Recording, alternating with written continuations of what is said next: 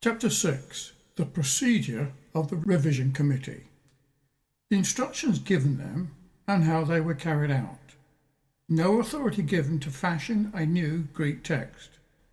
How their sanction was seemingly given to the Westcott and Hort text.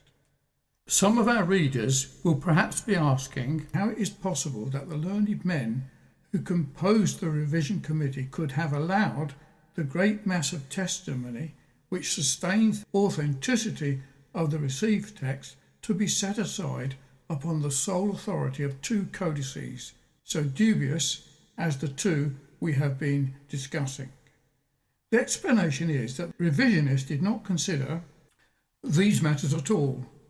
They were not supposed to undertake the refashioning of the Greek text, for that lay entirely outside their instructions, and they had therefore no occasion to go into the many intricate matters involved in the weighing of the evidence for and against the received text.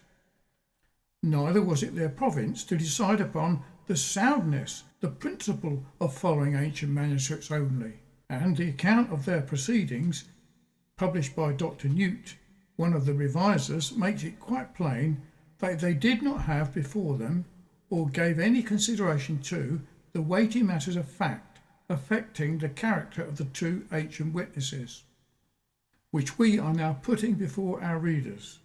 It is therefore to be noted, and it is an important point, that, in regard to the underlying Greek text of the RV and the principles that controlled its formation, no appeal can be properly be made to the scholarship of the committee, howsoever great it might be. In view of all the facts, it seems clear that, not until after the committee had disbanded and their work had been under the scrutiny of able scholars and faithful men, were they themselves aware that they had seemingly given their official sanction to the substitution of the new Greek text of Westcott and Hort for the Textus Receptus. The Westcott and Hort text had not yet been published, and hence had never been subjected to scrutiny and criticism, nor had the principles upon which it was constructed been investigated, only after it was too late, after the facts realised, even by the revisers themselves.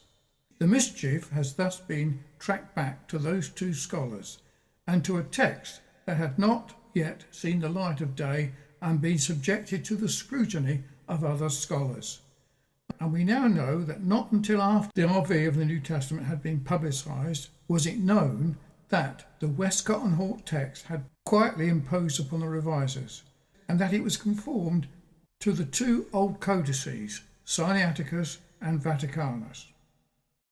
Dean Bergen was one of the first to call attention to the fact that the most radical departures in the RV were not new translations of the received text, but departures that arose from changes in the Greek text itself.